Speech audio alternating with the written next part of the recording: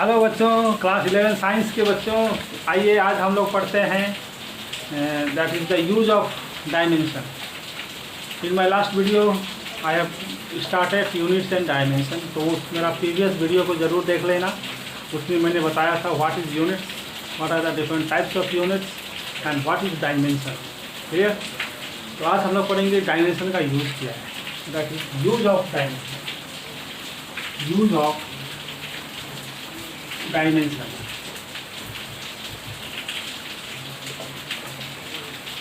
Use of dimension तो इसका जैसे कि हमने पढ़ा था कि fundamental units, fundamental units,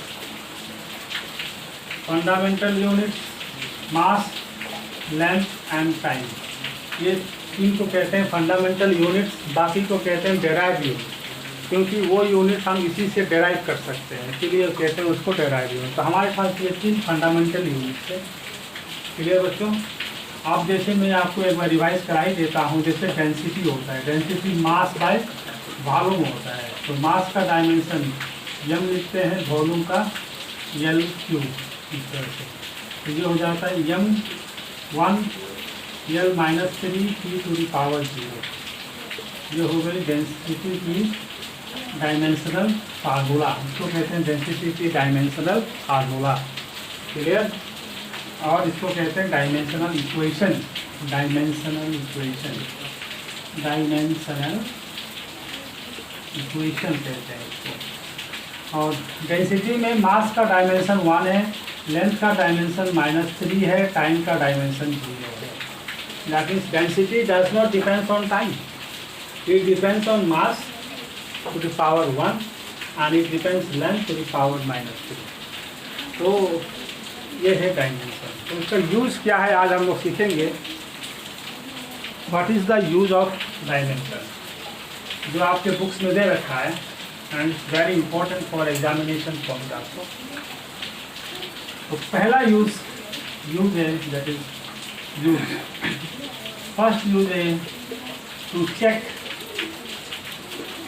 correctness of formula, correctness of formula। बच्चों बहुत फार्मूले आप जानते हैं, तो डायमेंशन से हम चेक कर सकते हैं फार्मूला सही है कि गलत है। सबसे इम्पॉर्टेंट यूज है इसका। दूसरा है number 2, to derive the formula, to derive the formula. कोई भी फार्मूला को हम डेराइव कर सकते हैं यूजिंग डायमेंशन। क्लियर? तो ये दो यूज़ है, मेन यूज़ है जो आपके बुक्स में दे रखा है।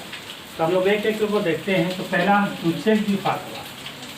तो मान लेते हैं बच्चों ये फार्मूला है V = U + A। ये सही है कि गलत है? तो वेलोसिटी लेंथ बाई टाइम, तो L3-1 लिखते हैं। ये भी वेलोसिटी, ये भी वेलोसिटी L3-1 प्लस ये एक्सीलरेशन है बच्चों। एक्सीलरेशन क्या होता है? वेलोसिटी बाई टाइम, तो L3-2 और एक चीज़ यहाँ पे L3-1 = L3-1, ये कैंसिल -1 में हो जाएगा L3-1। ये हो जाएगा L3-1 2L3-1। 2 एक कांस्टेंट है बच्चों, कांस्टेंट का मतलब नहीं है। तो ये लेफ्ट हैंड साइड का डायमेंशन = राइट हैंड साइड का dimension, hence correct, hence the formula is correct. इसको कहते हैं प्रिंसिपल ऑफ होमोजेनिटी। ये जो डायमेंशन दोनों साइड इक्वल डायमेंशन है, that is principle of homogeneity. तो ये सबसे इम्पोर्टेंट यूज है, use of dimension. Check the correctness of formula. अगर दूसरा क्वेश्चन देखिए बच्चों, मुझे बताइए ये फार्मूला सही है कि नहीं। E = c²/m, ये फार्मूला सही है कि नहीं चेक करिए। एनर्जी, एनर्जी मतलब वर्क डन, वर्क डन मतलब फोर्स इनटू डिस्प्लेसमेंट। फोर्स का डायमेंशन क्या है? L3-2। डिस्प्लेसमेंट का डायमेंशन ये हो गया एनर्जी का डायमेंशन। वेलोसिटी L t - 1 का होल स्क्वायर मास का डायमेंशन का, clear, M L square T minus two जो एनर्जी की डायमेंशन, यहाँ पे आ जाएगा एम टू द पावर -1 आ जाएगा, राइट, और एल स्क्वायर हो जाएगा टी माइनस टू हो जाएगा। तो यहाँ से आप देख सकते हैं कि डायमेंशन इज नॉट इक्वल, यहाँ पे एम की पावर 1 है, एम की पावर -1 है, तो डायमेंशन इज नॉट इक्वल, तो left hand side is not equal to right hand side, hence it is incorrect, ये फार्मूला सही नहीं है। डू अंडरस्टैंड बच्चों? तो ये इसका बहुत इंपॉर्टेंट यूज है to check the dimension of formula. कोई भी फार्मूला है हम बाय डायमेंशन मेथड से चेक कर सकते हैं। मिटा दो।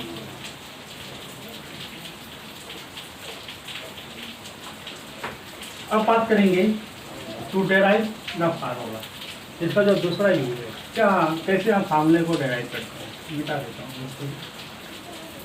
तो फर्स्ट डेरिवेशन है derive the formula of time period of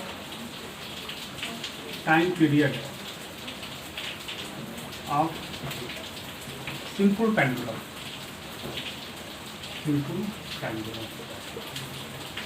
derive the formula of time period of simple pendulum, इसको हमको डेराइव करना है। तो सिंपल पेंडुलम जैसा कि आप जानते हैं, पेंडुलम में क्या होता है, ये यहाँ से हम सस्पेंशन करते हैं एक वायर को, ये मास होता है, लटकाते हैं, इसको थोड़ा डिस्प्लेस करते हैं, सेंटर है,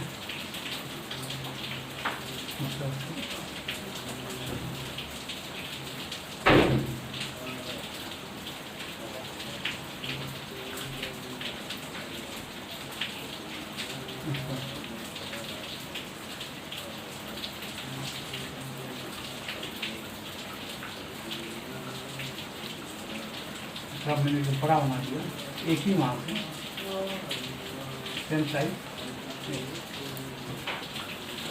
तो बच्चों ये है सिंपल पेंडुलम। किसी मास को अगर हम धागा से लपेट के कहीं से लटका देंगे और उसको थोड़ा सा डिस्प्लेस कर देंगे तो वो इस तरह से ऑसिलेशन करेगा, राइट। तो उसको हम कहते हैं सिंपल पेंडुलम। इसका टाइम पीरियड निकालना है। टाइम पीरियड आपको पता है ना, time taken for one oscillation.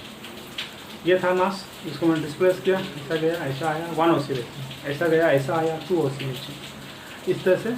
और ये टाइम टेकन फॉर 1 ऑसिलेशन, उसका फार्मूला हम डेराइव करने जा रहे हैं। तो वो तो इसमें हमको सोचना पड़ेगा कि टाइम पीरियड किस किस पे डिपेंड कर रहा है। तो ये इसकी लंबाई हो गई, धागे की लेंथ, ये इसकी मास हो गई, और एक्सीलरेशन ड्यू टू, क्योंकि ऊपर से ये जब हम डिस्प्लेस कर रहे हैं तो फिर नीचे आ रहा है, तो ये एक्सीलरेशन ड्यू टू ग्रेविटी पर डिपेंड करेगा। और भी हम फैक्टर ले सकते हैं, हमको ऐसा लगे कि किस किस पे ये डिपेंड कर सकता है, तो हम ऐसा इसको शुरुआत इस तरह से करते हैं। लेट टाइम पीरियड जो है directly proportional to mass to the power a, length to the power b and g to the power c। पहला स्टेप ये रहेगा कि टाइम पीरियड किस किस पर डिपेंड कर सकता है। तो अकॉर्डिंग टू मी मास पर डिपेंड कर सकता है, लेंथ पे डिपेंड कर सकता है, जी पे डिपेंड कर सकता है, और भी कुछ फैक्टर हमको आता है तो मैं उसको भी लिख सकता हूँ। अब इसके बाद हम टाइम, इसको सबके डायमेंशन को लिखेंगे बच्चों। टी का डायमेंशन तो टी ही रहेगा, एम का डायमेंशन यहाँ 0 है, एल का डायमेंशन 0 है, टी का डायमेंशन 1 नहीं का। फंडामेंटल यूनिट्स में लिखेंगे, यहाँ एम का डायमेंशन ये है, एल का डायमेंशन बी है, जी मतलब क्या होता है, एक्सेलरेशन इस वेलोसिटी बाई टाइम। तो एल टी -1 इसका डायमेंशन है, एल टी -1 इसका डायमेंशन है, तो पावर सी हो जाता है। तो एम 0 एल 0 टी 1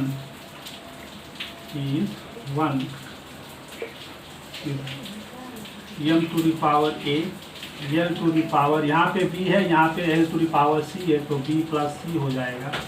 यहाँ पे T to the power -c हो जाएगा, -1 इंटू सी -c हो जाएगा। यू अंडरस्टैंड बच्चों?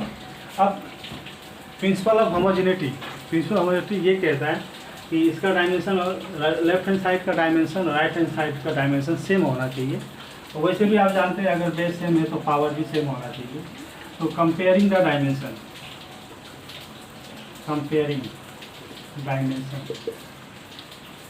बोथ साइड, तो ए की पावर 0 आ गई, ए की पावर 0, बी प्लस सी की पावर भी 0 आ गई और माइनस सी की पावर 1 आ गई। क्लियर बच्चों? ये आपने देखा, कंपेयर कर दिया, ए की पावर 0 है, B plus C must be 0, minus C is equals to your. यहाँ बच्चों ये मिस्टेक हो रहा है, क्या मालूम है? ये देखो जी है ना, एक्सेलरेशन का डायमेंशन क्या होता है? LT-2 होता है, -1 नहीं होता है, -2 में यहाँ पे -2 करना पड़ेगा, तो यहाँ पे -2c आएगा। क्लियर बच्चों? -2c आएगा। तो डायमेंशन आपको अच्छी तरह से याद होना चाहिए कि कैसे हम डायमेंशन निकालेंगे। तो अभी आपने मिस्टेक किया तो फार्मूला भी मिस्टेक हो जाएगा। अब ठीक है, मास का डायमेंशन ये, एल का dimension suppose B, and acceleration due to gravity, acceleration है, वेलोसिटी बाय टाइम है, LT-2 का टाइम। तो ये मेरा इस तरह से आ गया, ये तो ठीक ही है, B L to the power B plus C ही होगा, T2-2c होगा। अब बच्चों यहाँ से हम निकाल सकते हैं, तो ए तो 0 हो गया, b इक्वल्स टू -c हो गया और c इक्वल्स टू -12 हो गया। इसका मतलब b इक्वल्स टू -12, ये हो जाएगा b इक्वल्स टू हाफ। ये b की वैल्यू है, ये c की वैल्यू है, ये a की वैल्यू है। अब हम उसमें केवल पुट कर देंगे बच्चों, तो t is directly proportional to m to the power 0, l to the power b मतलब half, and g to the power c मतलब -12, ये आ जाएगी। तो अल्टीमेटली जो फार्मूला आएगा, t is directly proportional to m to the power 0 1 होता है, √l/v।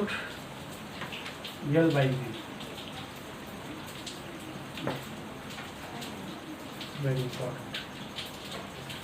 Important. और आपने ये फार्मूला देखा भी होगा, t इज इक्वल्स टू 2π√, ये एक्चुअली फार्मूला ये होगा। क्लियर? तो बच्चों इसकी एक लिमिटेशंस है, जिससे हम ये 2π को नहीं निकाल सकते, 2π हम नहीं निकाल सकते। ये इसकी लिमिटेशन, ये इसकी प्रॉब्लम है, ये इसकी डिमेरिट्स है कि we can not determine the constant using dimension method. Dimension method से हम कांस्टेंट की वैल्यू नहीं निकाल सकते, हम केवल डायरेक्टली प्रोपोर्शनल वाला वैल्यू को निकाल सकते हैं। तो time period of a simple pendulum is t is directly proportional to √L/c। Clear बच्चों? ओके, अभी नेक्स्ट क्वेश्चन देखते हैं। Okay,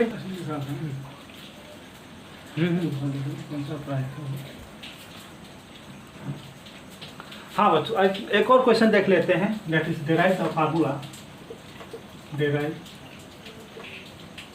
the formula of time period of a spring,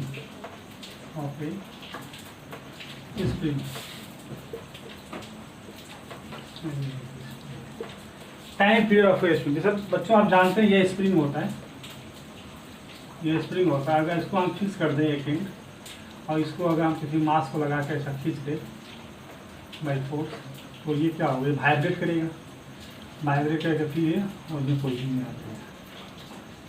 तो बना ले रहा हूँ, मैंने यहाँ खींच दिया,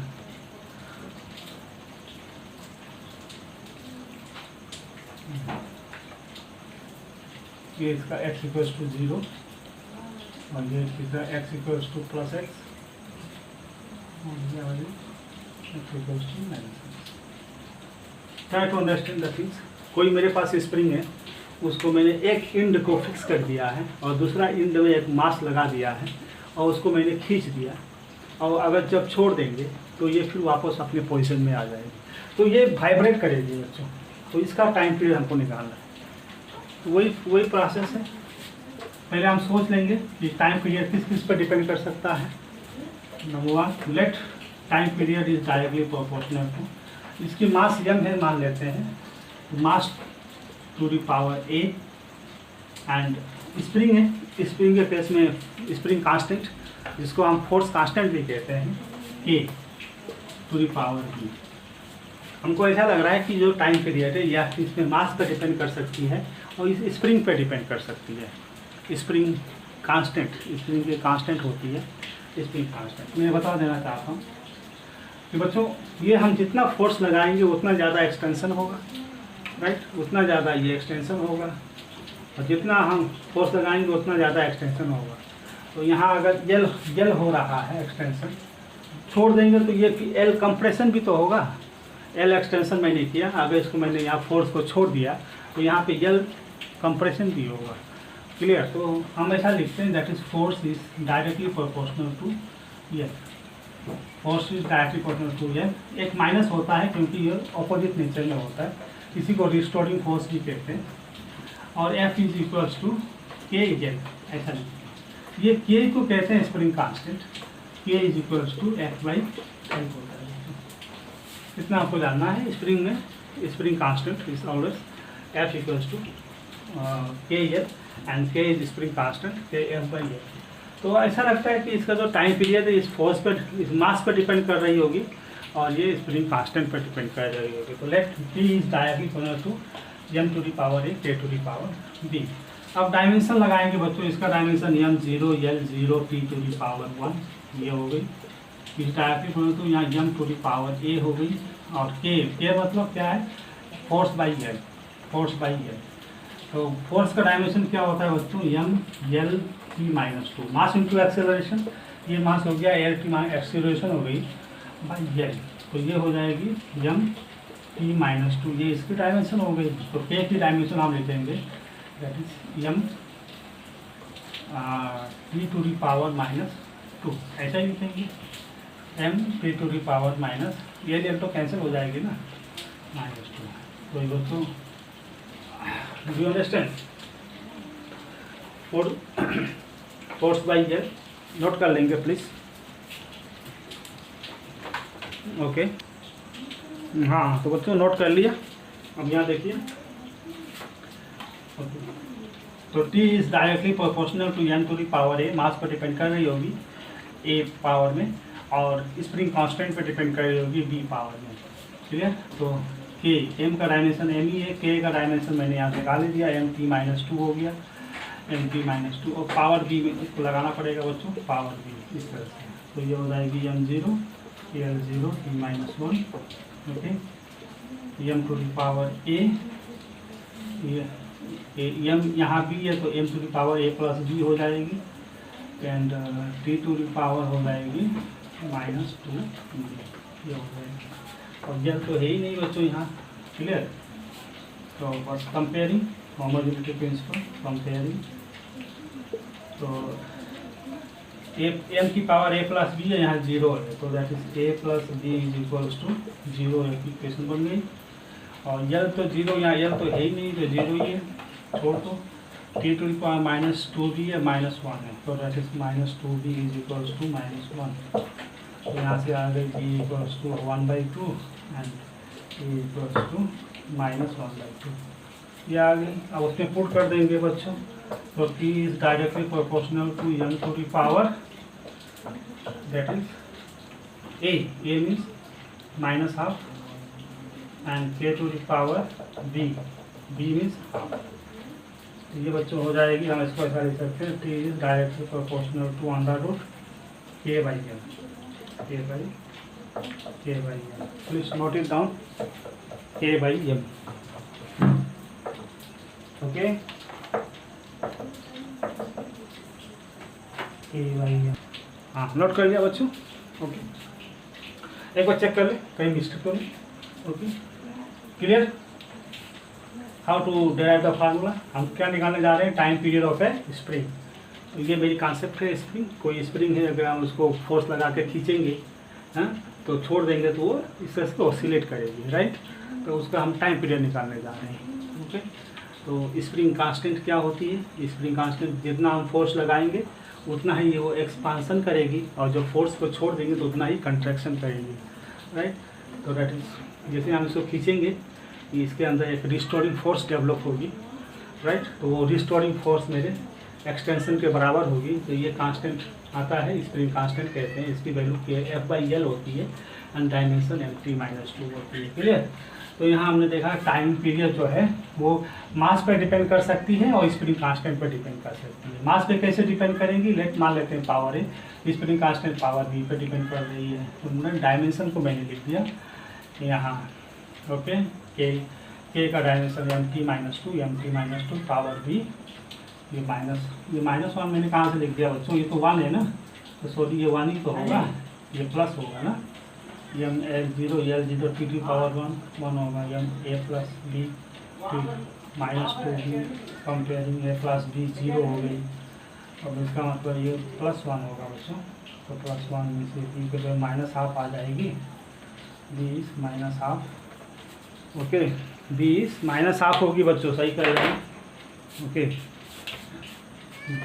B is minus half and A is plus half. इसका मतलब ये प्लस हाफ है, ये माइनस हाफ है, इसलिए उल्टा हो जाएगा, दैट इज एम बाई के।